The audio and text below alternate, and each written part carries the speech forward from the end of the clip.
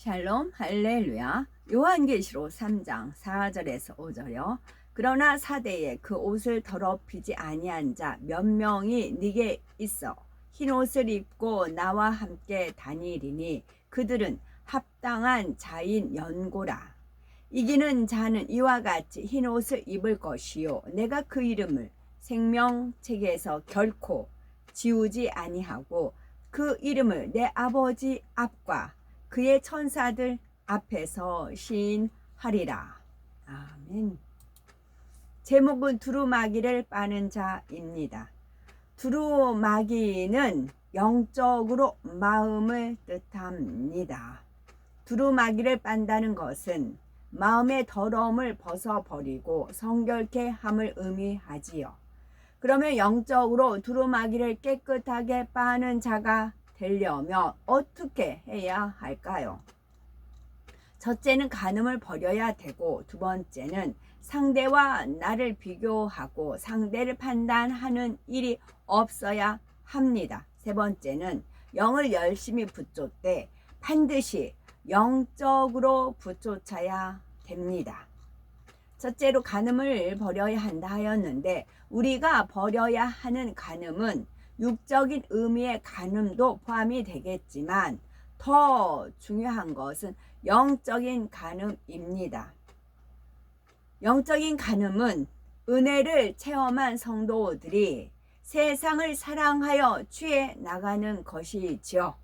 이사야서 54장 5절에 이는 너를 지으신 자는 네 남편이시라. 그 이름은 만군의 여호와이시며 이 구속자는 이스라엘의 거룩한 자시라. 온 세상에 하나님이라 칭함을 받으실 것이며 했습니다. 만약 남편이 있는 여인이 다른 사람을 사랑한다면 그는 남편의 노여움을 사게 됩니다. 마찬가지로 성도들이 세상을 사랑한다면 남편 대신 하나님을 배신하는 것이며 영적으로 간음한 것입니다. 하나님을 사랑한다, 주님을 사랑한다 하면서 세상을 사랑할 수는 없습니다. 세상을 주관하는 것은 하나님의 대적, 원수, 마귀, 사단이기 때문이지요.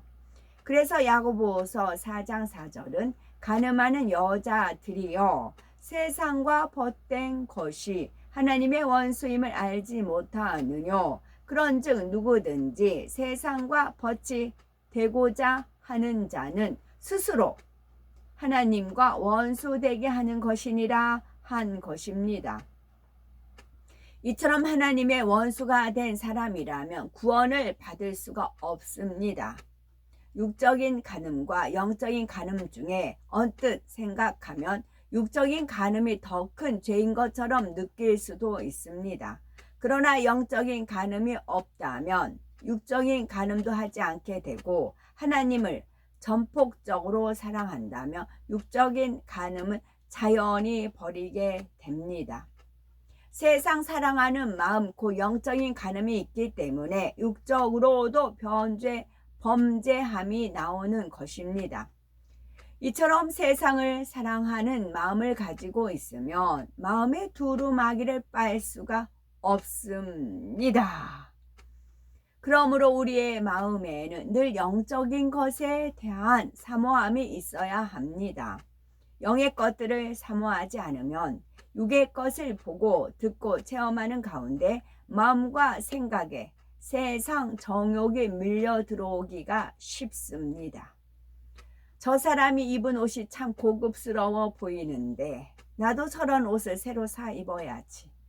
계절도 바뀌었는데 방 안의 장식이 지겨우니까 새로 단장해야지. 요새 유행하는 머리는 어떤 스타일일까? 어떤 음식점이 새로 생겼다는데 가봐야겠다 라고 생각하면서 육적인 것들에 관심이 쏠리게 됩니다. 힘들게 일하느냐고 스트레스를 많이 받았는데 어떻게 풀어볼까?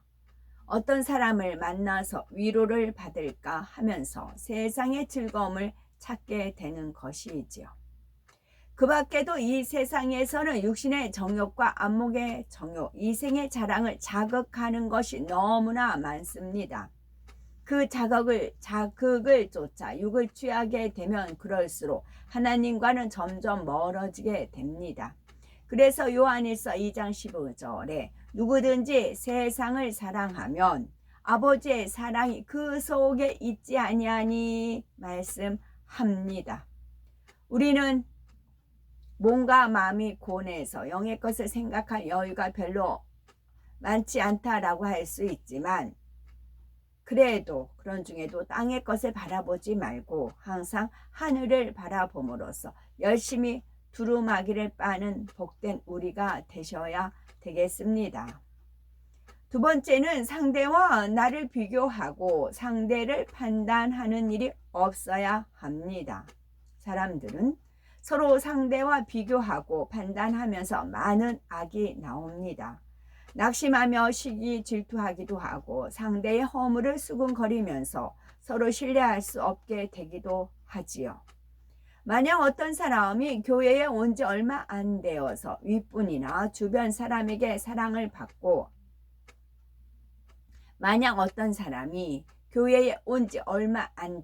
윗분이나 주변 사람에게 사랑을 받고 자신보다 더 높은 직분을 받는다면 영적인 생각을 하는 사람은 자신이 사랑받는 것처럼 감사하고 저분이 더 잘할 수 있도록 내가 섬기고 힘껏 도와줘야겠다라고 합니다. 그러나 육신의 생각을 동원하는 사람은 상대를 시기하고 허물을 드러내려고 합니다. 저 일꾼은 사실 부족한 것이 많은데 사람들 앞에서만 잘 보이려고 저렇게 행동한다. 윗분들은 겉모습만 보고 편애하신다 라고 하면서 상대를 깎아 내리려고 하기도 하고, 나는 오랫동안 충성하며 섬겼는데 왜 저 일꾼보다 사랑을 못 받아야 하나 하면서 마음이 상하거나 낙심하기도 합니다. 진정 천국을 소망한다면 누가 더 사랑받고 누가 더 칭찬을 받는가? 이 땅에서 내가 저 사람보다 얼마나 더 좋은 것을 누리고 사는가? 이것이 중요한 문제가 아닙니다. 내가 정녕 모든 사람을 섬기는 마음인가? 상대의 유익을 위해서 내가 더 희생하는가? 나는 참으로 진리와 함께 기뻐하는가? 이런 것을 중요하게 생각해야 합니다. 이럴 때라야 비로소 우리도 하나님께 인정받고 축복받아 많은 간증을 할 수 있지요. 우리가 부흥을 원한다면 먼저 하나가 되어야 합니다. 서로 사랑하고 섬김으로 하나가 되어야 하고 하나님 나라에 대한 열정으로 하나 되어야 하지요. 일반적으로 유통업계나 요식업계는 부흥하기가 어렵다고 말하지요. 주일에도 근무하고 늦은 시간까지 경무에 시달리기 때문에 현실적으로 보면 그럴 수도 있습니다. 그러나 그것은 중요한 문제가 아닙니다. 우리가 하나가 되어 하나님을 기쁘시게 하고 성령의 충만함으로 그릇이 준비되면 하나님께서 친히 일하십니다. 주변 사람들은 평소 우리의 모습을 볼 때, 전도하는 말을 들을 때 감동을 느끼고 교회로 발걸음을 옮길 수가 있습니다. 저렇게 강청하니 딱 한 번만 가보자 하고 왔다가 우리의 사랑과 우리의 충만함에 은혜를 받아서 다음에 또 찾게 되는 것이지요. 우리가 하나 되어서 그릇을 준비할 때 하나님께서는 영혼들을 부어주실 수가 있습니다. 만일 질서상 머리된 사람이라 해서 순종을 강요한다면 서로 하나 될 수가 없습니다. 내가 볼 때는 이것이 옳고 이렇게 하는 것이 마땅한 일이라 해도 항상 상대의 입장을 생각하고 배려해야 합니다. 밑에 있는 사람 역시 내 입장과 내 마음에 맞지 않는 일들의 불만을 품는다면 서로 하나 될 수가 없습니다. 모두가 항상 선으로 보고 들으며 선으로 생각하고 말해야 되지요. 진리와 함께 기뻐하고 서로를 위해 주며 사랑으로 서로 하나가 되는 것. 이것이 바로 우리의 두루마기를 빠는 것이고 부흥을 이루는 지름길입니다. 세 번째는 영으로 열심히 붙잡되 반드시 영적으로 붙잡아야 합니다. 영의 세계를 체험하기 위해서는 무한한 노력이 필요합니다. 그런데 앞서 영의 세계를 뚫어가는 하나님의 사람이 있어서 그 인도를 받는다면 훨씬 수월할 수가 있습니다.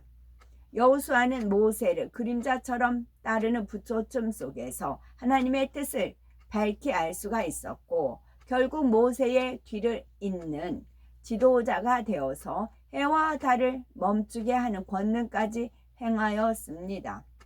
스승인 엘리야가 있었기에 엘리사를 사는 놀라운 역사들을 많이 행할 수가 있었지요. 여의도 조씨를 붙쫓은 게 전시예요. 그래서 그 열매가 맺어지는 겁니다.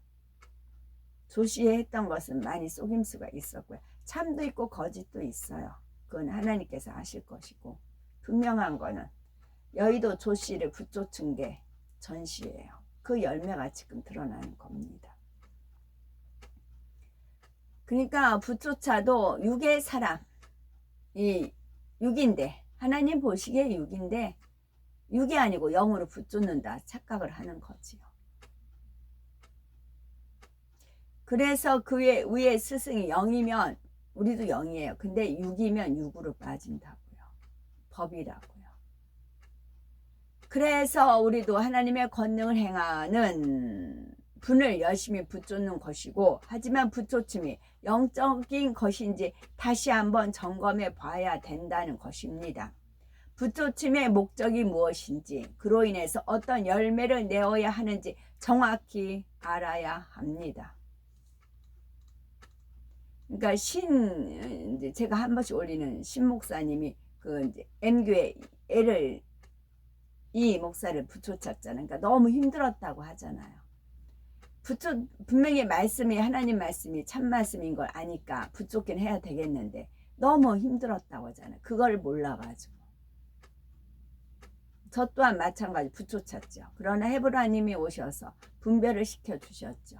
그래서 저는 이제 빠져나올 수가 있었고 신이 그렇게 진짜니까 말씀이 진짜니까 근데 변질된 거예요. 대가리가 이 목사가 변질된 거였어요. 처음에는 괜찮게 나갔어요. 나중에 변질된 거예요. 그래서 힘들었다는 표현을 써요. 그래서 이제 설교 말씀 듣다 보면 저는 아니까 그 세계를 참 힘들었겠구나, 힘들었었구나 그 생각했어요. 예수님께서 이 땅에서 기사와 표적을 행하실 때 수많은 사람들이 몰려와 붙여찼고 오병이어 여기서 한 말씀 더 결부해서 이제 저는 주님을 내세웁니다. 저는 이게 누가 이제 한다고 하면 저는 얼른 주님 뒤로 간다고. 주님 계시면 저는 누가 막 하면 저는 얼른 주님 뒤로 딱 숨어요. 그리고 주님 내세워요. 저는 주님. 그리고 누가 뭐 한다면 얼른 저는 주님 뒤로 가거든요. 주님이요, 주님. 저는 못해요. 그래요. 오병이어의 기적을 본 많은 사람들이 더욱더 예수님께 몰려왔습니다. 그러나 예수님께서는 요한복음 6장 26절에 너희가 나를 찾는 것은 표적을 본 까닭이 아니요 떡을 먹고 배부른 까닭이로다 말씀합니다. 예수님께서 행하시는 표적을 봤다면 천국이 믿어지므로 하나님의 뜻에 따라 살기 위해서 예수님의 말씀을 사모하며 붙쫓아야 합니다. 그러나 많은 사람들이 그러지 못했습니다. 단지 육으로 좋은 무엇인가를 얻고자 기대하고 붙쫓았던 것입니다. 로마의 압제에서 벗어나기를 기대하여 예수님께 나온 사람도 있었고 예수님께서 새 나라를 세우고 왕이 되면 그 곁에서 권세를 잡으려는 사람도 있었습니다. 단순히 병을 치료받기 위해 나왔거나 오병이어와 같은 기적을 통해서 유익을 얻으려고 했던 사람도 있었지요. 그들에게는 천국을 선포하는 예수님의 말씀이 자기 생각과 맞지 않았고 이해할 수도 없었습니다. 천국을 원하기보다는 현실적인 유익을 원했기 때문입니다. 결국 이런 사람들은 예수님을 떠났습니다. 육적인 부쫓임은 이렇게 헛된 것입니다. 그러나 요한복음 6장 68절에 보면 많은 사람들이 떠나갈 때도 시몬 베드로는 주의 영생의 말씀이 계심에 우리가 누게로 가오리까 고백하는 장면이 나옵니다. 바로 이러한 고백이 우리의 고백이 되시기 바랍니다. 우리가 붙잡고 가까이 한다면 그 이유는 오직 하나님의 뜻을 밝히 알아서 그 뜻대로 변화되기 위해서여야 합니다. 누군가를 붙잡는다고 하면 누군가를 가까이 하고 붙잡는 것은 이유는 오직 하나님의 뜻을 밝히 알아서 그 뜻대로 변화되기 위해서야 합니다. 육으로 따뜻하게 해주기 때문에 또는 기도받으면 마음의 소원을 응답받기 때문에 또 남들에게 인정받으려는 목적으로 붙쫓아서는 안 된다는 말이죠. 진정으로 영을 붙잡는 사람은 영의 사람을 가까이 하는 만남 속에서 하나님의 뜻을 알고자 합니다. 영의 마음은 어떠한 마음인지, 어떻게 하나님을 의지하고 순종하는지, 어려운 상황 속에서도 어떻게 선을 행하는지 이런 것을 보고 배우려고 하는 것이지요. 한마디 권면을 해도 어떤 의미에서 그런 권면을 하는지 기도하며 깨우치기 위해 노력하는 것입니다.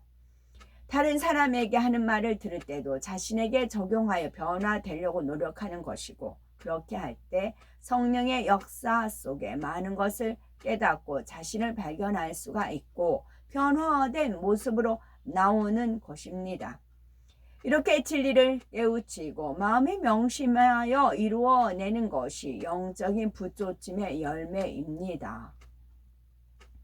아브라함의 아내였던 사라는 아브라함이 무슨 말을 하고 어떻게 행동하는지 또 그의 주변에서 어떠한 일들이 일어나는지 오랜 세월 동안 지켜보고 들었습니다. 그러나 사라는 영으로 아브라함을 붙잡거나 영으로 하나 된 것은 아니었지요. 마음을 변화시키지 못하고 겨우 낙원에 들어갈 믿음에만 머물러 있어서 아브라함의 마음을 안타깝게